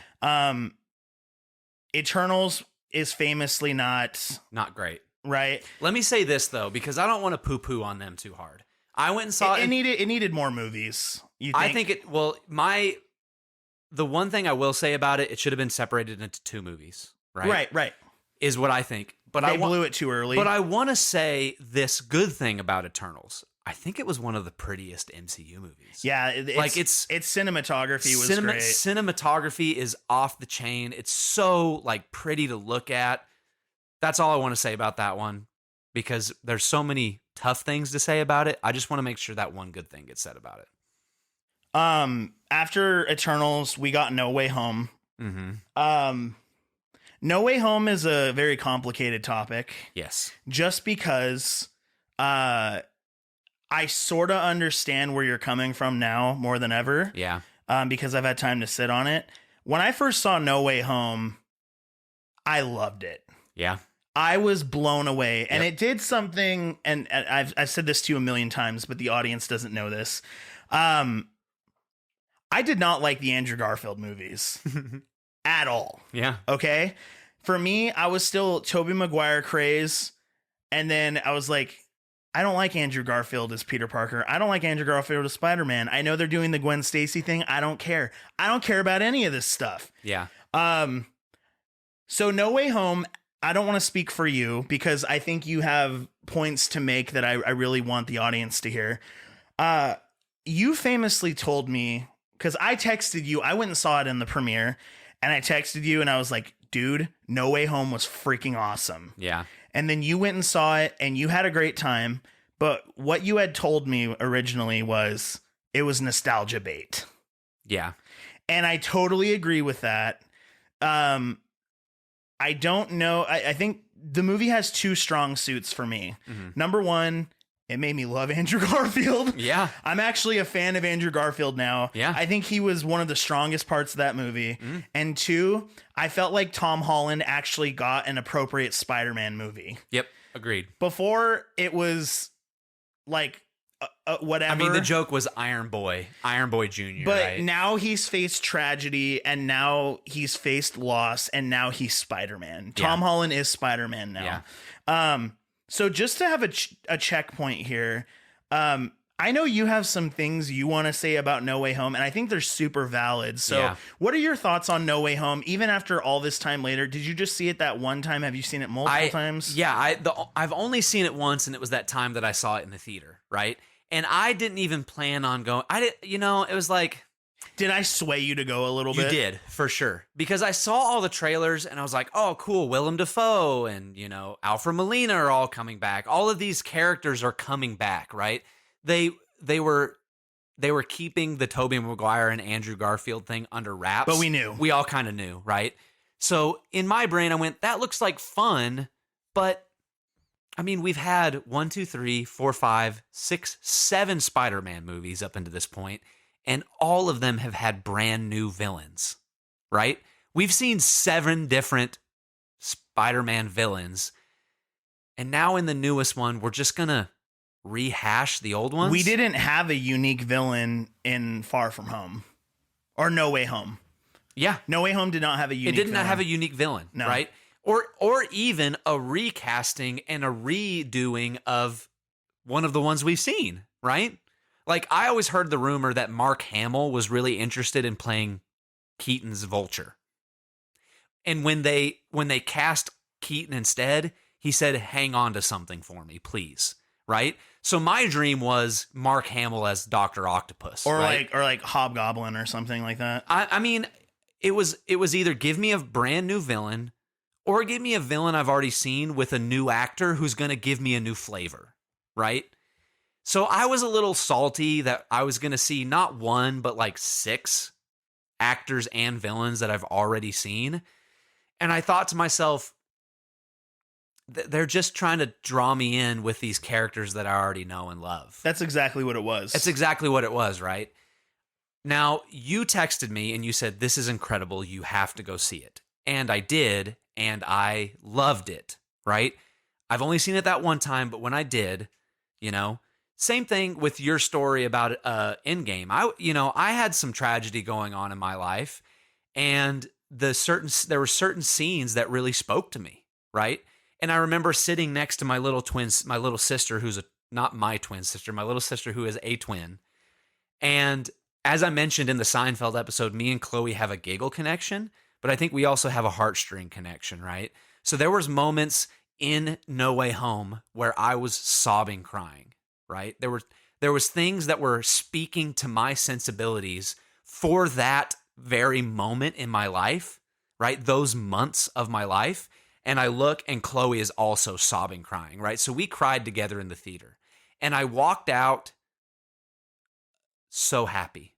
I walked out and I was like, wow, that blew my mind, right? After I had some time to mull it over, I don't want to discount that experience that I had in the theater, right? I want everyone to that was worth the $10. It was right? worth the $10. I want everyone to understand me very clearly. I think No Way Home is a fantastic movie, right? Not only is it a fantastic movie, it's a fantastic movie that spoke to me in my heart at a time that I needed it, right? Don't want to discount that. Don't want to push that aside.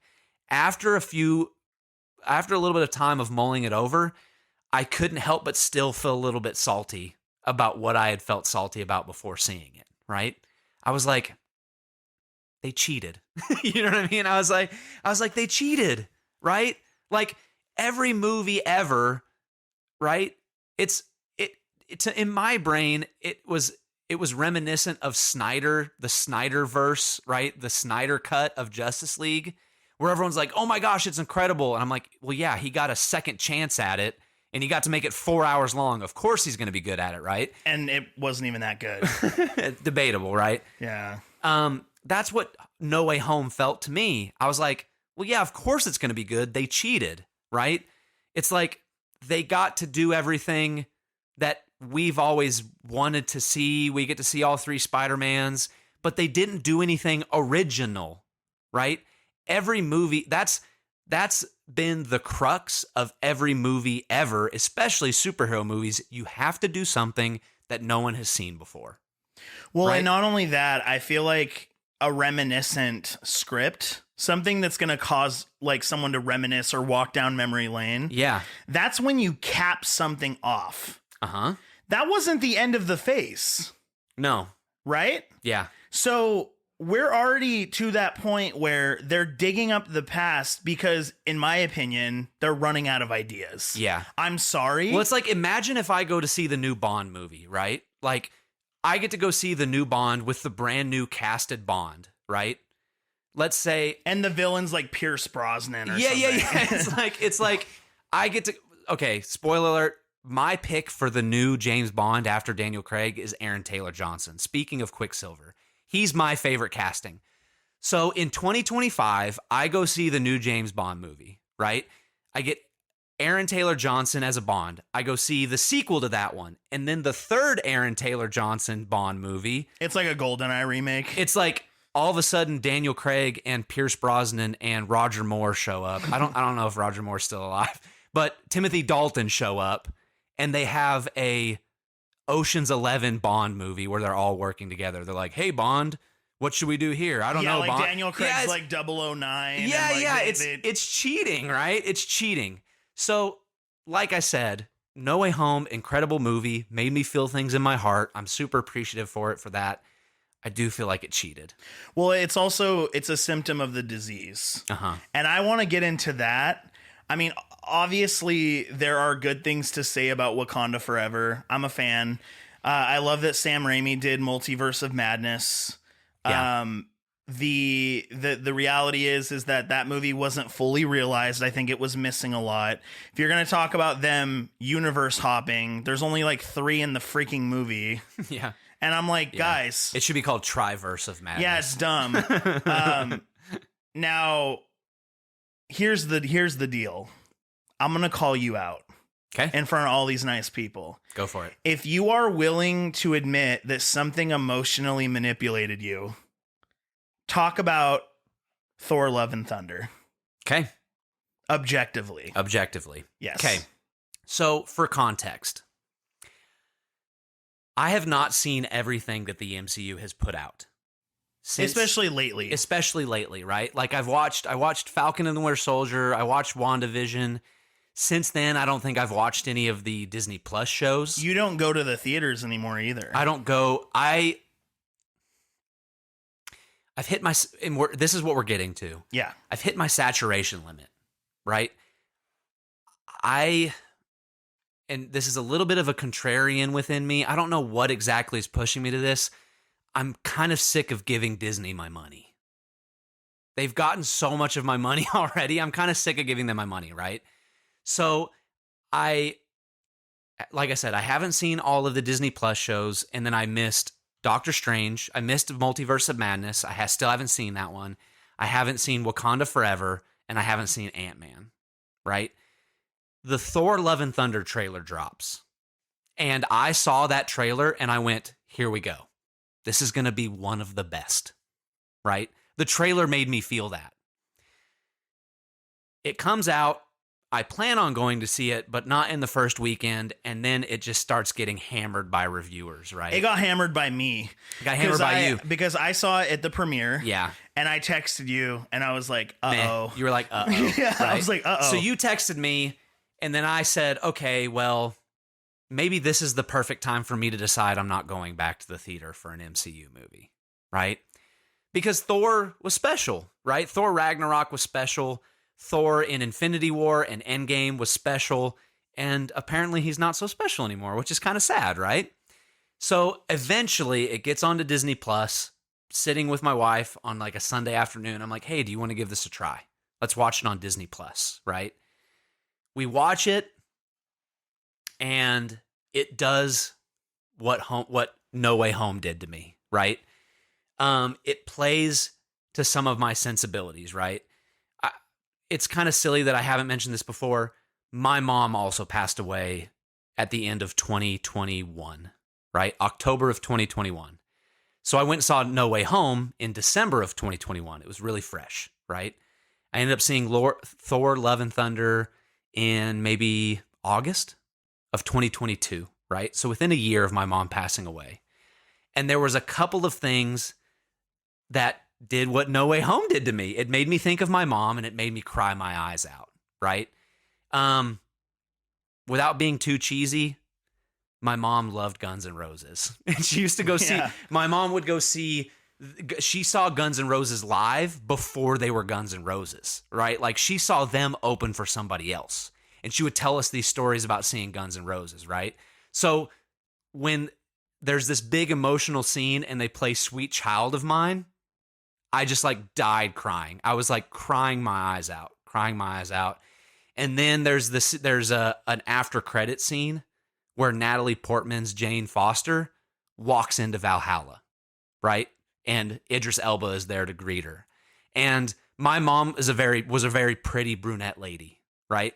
And I'm not going to say she looks like Natalie Portman, but I saw a very pretty brunette lady go to heaven in an MCU movie. And same thing, I cried my eyes out, right? And it made me go, you know what? I'm going to be the one that defends Thor Love and Thunder, right? Because is it as good as Ragnarok? There's no way. It's not as good as Ragnarok. Is it as good as even some of the other MCU movies, right? It can't, I objectively cannot put it in my top 5, right? But you had a special experience. But I had a very special, heartfelt experience to it. And if I'm going to be logically consistent, it's a No Way Home thing for me, right? It's definitely, I don't want to say manipulative, right? Because that has such a negative connotation. I don't think the studio knows your circumstances and is trying to manipulate you. See, I think manipulation is an individual thing, right? Sure. And they weren't, in order to manipulate someone, it has to be individual. Art is meant to be felt, right? And movies are art, right? Art is meant to be felt. And so whatever, John Watts, I believe, the director of No Way Home, or whatever Taika Waititi were sipping that made them go, I need to put this in my movie. It happened to speak to me, right? So you asked me objectively. Objectively, is Thor Love and Thunder one of the better MCU movies? No. But did it make me feel something deep within myself? For sure it did. And for that reason, I'm going to be a Thor Love and Thunder defender. That's fine. Yeah. But anyone who comes to me and says it sucks, I'm like, hey, you might be right. Anyone who tells me Thor Love and Thunder stinks and isn't good, I'm like, yeah, you're probably right. But I like it. So, no, I totally get it. I was like, I decided one day to take a drive up to McCall just to go on a walk. How stupid, right? I was like, I'm going to drive a couple hours just to go for a walk.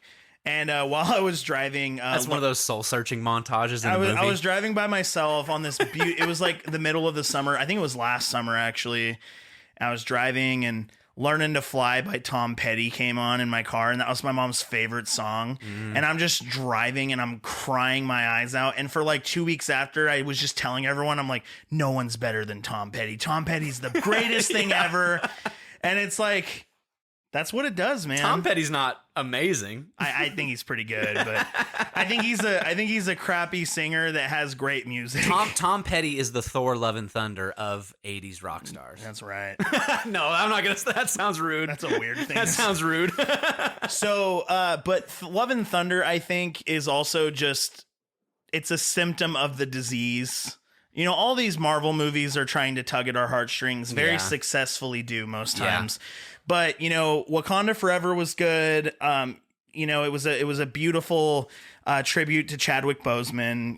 Love and Thunder, I was not a huge fan of that movie. Doctor Strange had a lot of problems. We already talked about No Way Home. I want to cap this off with one more topic, okay? Sure. Because obviously the MCU at its current state is taking a little bit of a breather.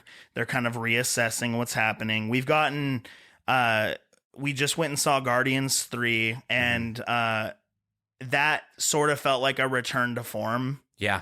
It felt like a Phase 3 Marvel movie. Yeah. And I really loved it. Yeah, so I didn't plan on seeing that one in theater. Same thing. I was like, I'm not gonna. And then one of our friends is like, hey, we're all gonna go together, and I'm like, well, I can't say no to just a fun experience with my friends, right? And same thing. We walked out, and I looked at you, and I'm like, they're trying to pull us back in, right? We saw Guardians 3, and then we're like, dang. It was strong. Even though we've hit our saturation limit, like we've hit our point where we're like, another one.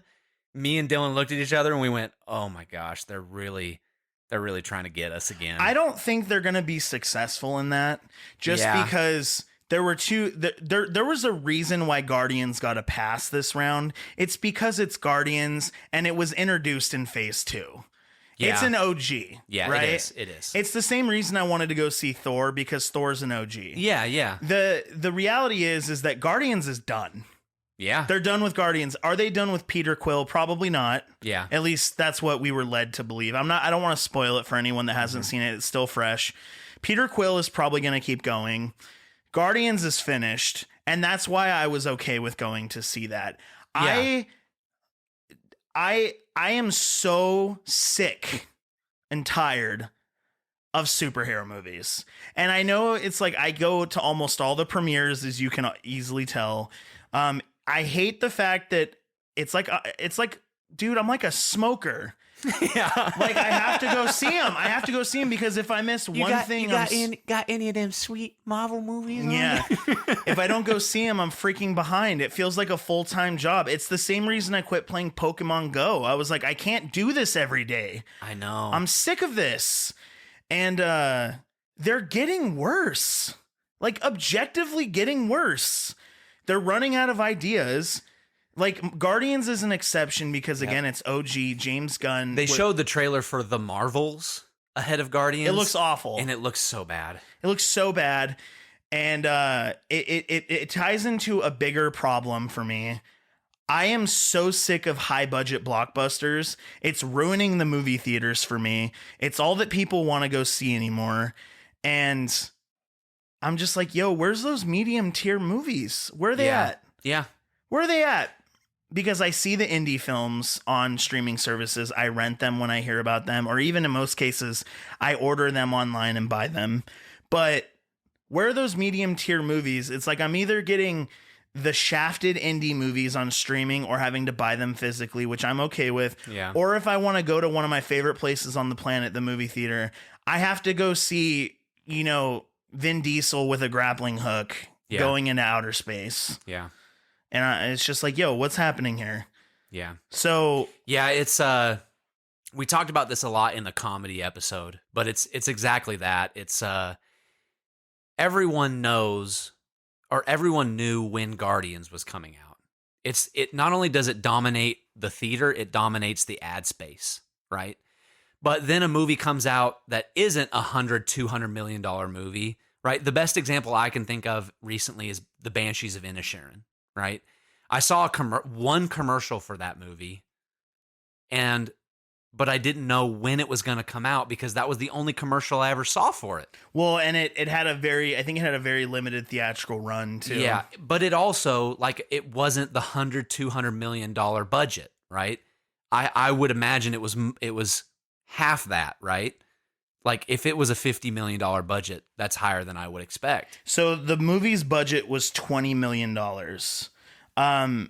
It made $50 million. Yeah. So it doubled its budget and then some. It was incredible. But that movie was very, very much it was a shafted release. Yeah.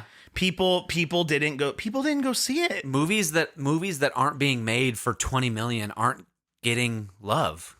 And it's such a bummer. And to come full circle, I think that might be some of the reason that Scorsese is so salty about this, right?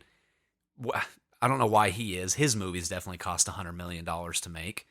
But you know what I mean? But these movies that are works of art that just because they're cheaper to make aren't being shown in theaters and aren't being advertised properly. Which is so backwards because you think studios would jump on a cheaper project. Yeah. It's like, hey, I know that it's a surefire thing. We're getting to that point where superhero movies are not really surefire anymore. We saw Black Adam, I didn't see it. Did you see it? Well, no. I'm saying Black Adam's outcome is not what they were expecting. Yeah. It's getting to that point where they're not surefire. Dude, and speaking of Keaton and nostalgia baiting, The Flash is coming out. It's ruining The Flash for me. Because I'm watching it and I'm like, I should want to go see this because they're bringing back Keaton, but Keaton's in all the marketing materials, and I'm thinking, is this movie any good? There's obviously been a lot of drama going on with Ezra Miller, right? Is it Ezra Miller? Ezra Miller. Ezra Miller, okay. But you're right. Is Keaton the main character of this movie? He's all the marketing. He's all the marketing, right? And not only is Keaton in it, but the trailers make it look really cool. Like the trailer for the Flash movie looks cool. And coming back full circle, I was always a DC kid with the television shows. The Flash is my favorite. Like more than Captain America, more than anybody, The Flash is my favorite superhero. I've been waiting for a Flash movie forever. my whole life. And now that it's going to come out, I'm not sure I want to go see it. That's such a bummer. I think it's going to be fine. I think it'll be fine too. But it ties into that whole, like, it's the same thing with, it's like when they were marketing Deadpool, it's rated R. It's like, I don't care. Yeah. I don't care. Yeah. Who cares? Yeah.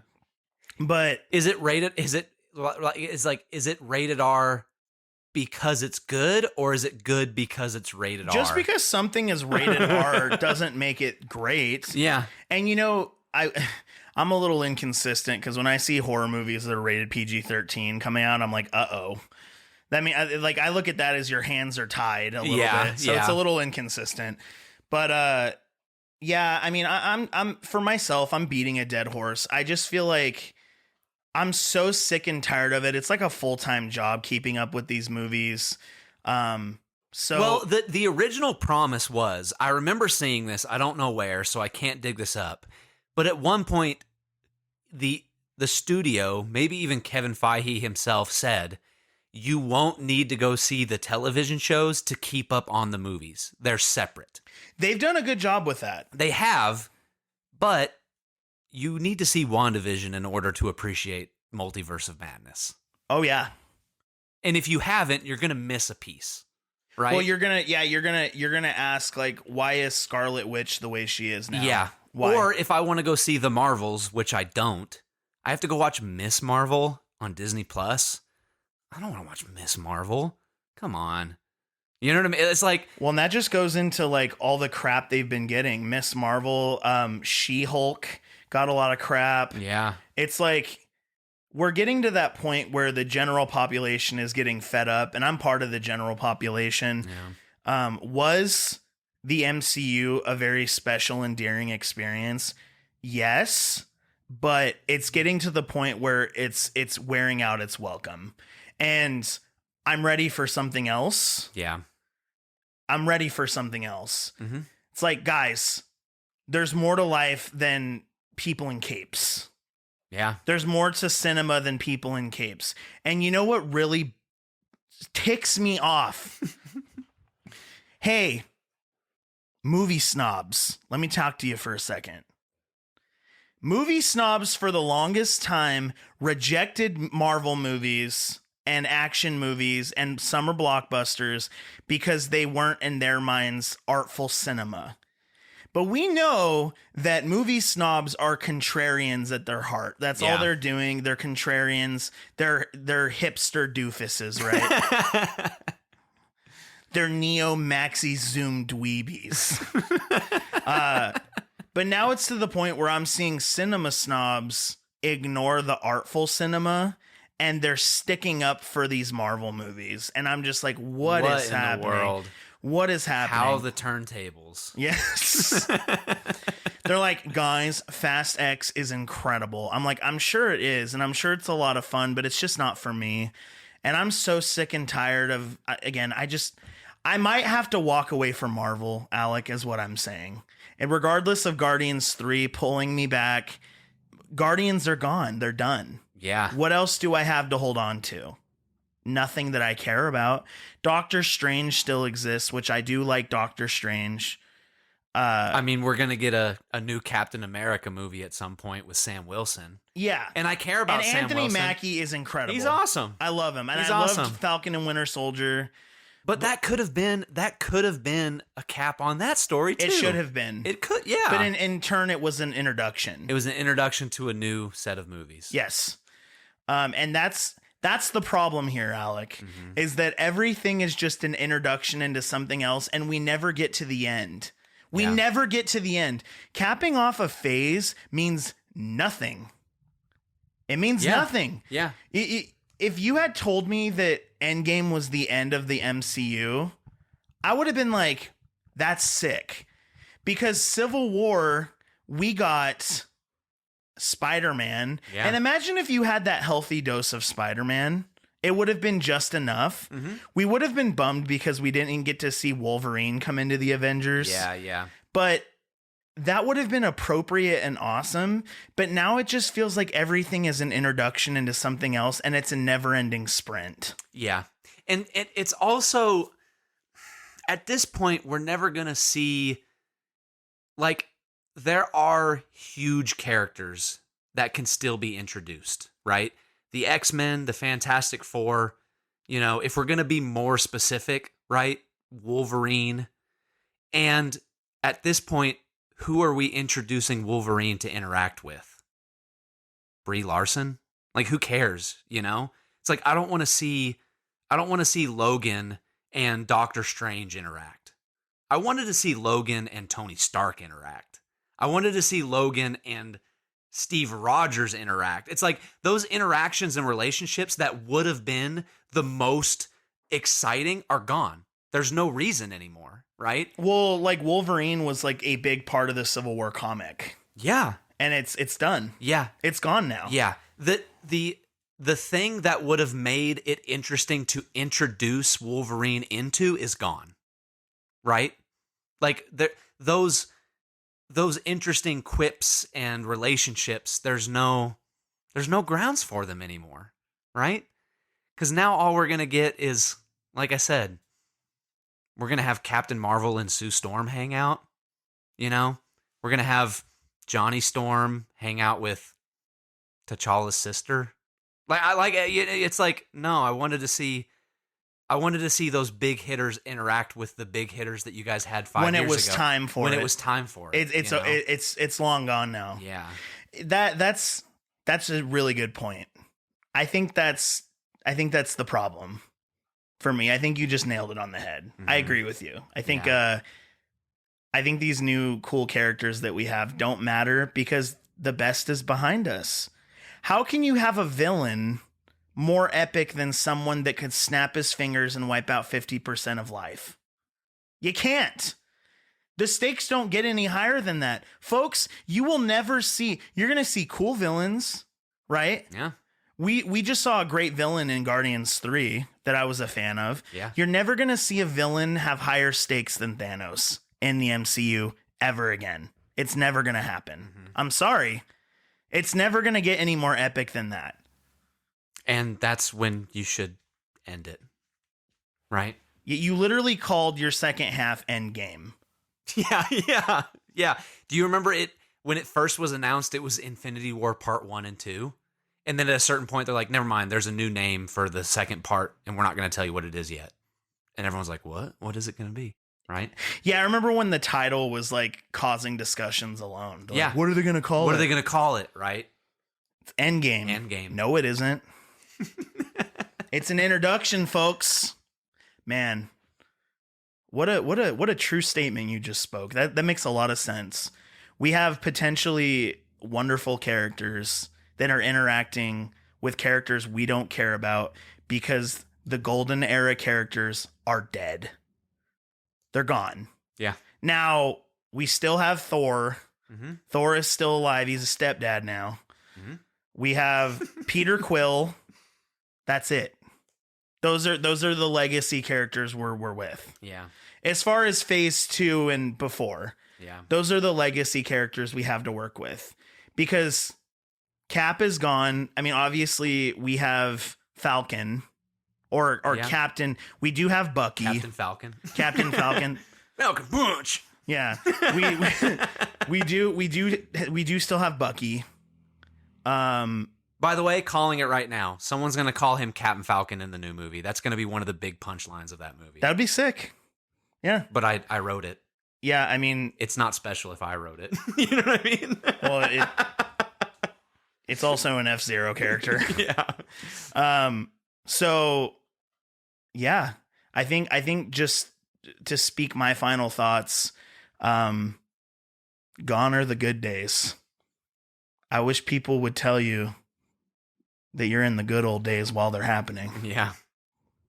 So I think we knew, you know, I count myself grateful. And this is such a silly thing to say about a superhero. It's the nerdy thing to say, right? I was grateful for Infinity War and Endgame and those things when they were happening. I didn't take them for granted, and I'm glad that I didn't. But I really doubt that the MCU at this point has the legs to stand on anymore, right? And as we talked about with the comedy episode, what do I see moving forward? I honestly see the breakdown of the MCU leading to some kind of film renaissance. You know, that's what I hope for, right? That the you know that the millennials and kind of I'm like halfway in between the millennial and Gen Z, but that those two generations kind of give way to this new, at least, generation of film watchers that aren't content with seeing those movies and want to see, really do truly want to see the $20 million comedy or the $15 million drama, right? Or I just watched Thief. I don't know if you've seen that. It's Michael Mann's first movie starring James Caan. It came out in 1980. And I watched it and I went, holy moly. That was so good, number one. And number two, everyone would think it was boring now, right? Because even though it's like a crime thriller, it's not the stakes were low, but the conflict was so much more contained. You know what I mean? By today's standards, it would be boring. It's not fantastical enough. Exactly. It would be boring. But I watched it and I was like, that's exactly what I want to see coming back, right? Almost in kind of the way that like the 80s action movies broke forth into these more contained 90s dramas. You know what I mean? Like I want to see that happening, that the superhero movie genre breaks down and we see this new generation of film watchers and film likers and film lovers saying, I want to go see the $15 million movie. It would be a lot. Yeah. It would provide a lot of soil. You know, it's like when Halloween 2018 came out. That movie was made for like $10 million. That's nuts. And it was a hit.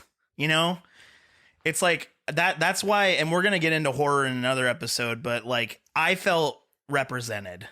I was like, two things. One, Halloween is getting the best resurgence possible. My favorite franchise of all time. Not my favorite franchise, but my favorite movie. I was like, it's getting a great sequel by people that care, and it's made for $10 million. Let's also freaking do this. Which is also so inspiring for people like me and you and a bunch of other people out there who are aspiring filmmakers. You know what I mean? It's like when I go see an MCU movie, as much fun as I might have, it's out of reach. I can't go home and be like, oh my gosh, maybe I could make that one day. It just is. It's like you said, so far out of reach. But when I see Halloween 2018, right? Or when I see The Banshees of Inisherin or something like that, that's more like, it seems so much more reachable. It's right? It's super tangible. Right? It's like me and you can watch a Hitchcock movie, right? And then go out and make Man in the Hat, you know? Apples and oranges to some degree, right? But we can be inspired by a movie and then go make our version of it, right? And I worry that, I'm not going to say, there are plenty of filmmakers currently that are making those movies and they're inspired by certain things. So I'm glad that they're there. But I love watching movies that inspire me. And as much fun and heart as I feel in an MCU movie, they don't inspire me. They don't inspire me to write something. They don't inspire me to, they just aren't doing it for me creatively in that way. Not anymore. So, which I would say is a bummer, but it's okay. Yeah, everything has its shelf life. Well, they had their time where, and you know what? People will argue what that time is for them, but for me, the MCU died in Phase 3. That's where, like, Endgame for me was the end in my mind, the best end. Yeah. But that's just me. People that are listening, share your story. Let us know. Whether it be find us on social media, whatever. That's going to be the end of this episode. We've gone for a while. Yeah. This is the end of Phase 9, episode 9. Very good one, I think. Yeah. Coming up next in episode 10, we are going to talk about fandoms, which I think is super appropriate coming out of this. And are fandoms a good thing? We'll find out. But next time on The Very Refreshing Podcast. Next time on the Very Refreshing Podcast, we're going to talk about fandoms. Fandoms. Is it good? Is it bad? Who knows? We haven't quite figured out how to end episodes, so that's how we're going to do it. Yeah, so we'll just say goodbye at this point. Thank you so much for listening to the Very Refreshing Podcast. Again, 9 episodes in. We are super thankful for the support at this point, and we can't wait to do more. Yep. See you guys. See you later. Thank you for checking out the Very Refreshing Podcast. Subscribe for more content just like this.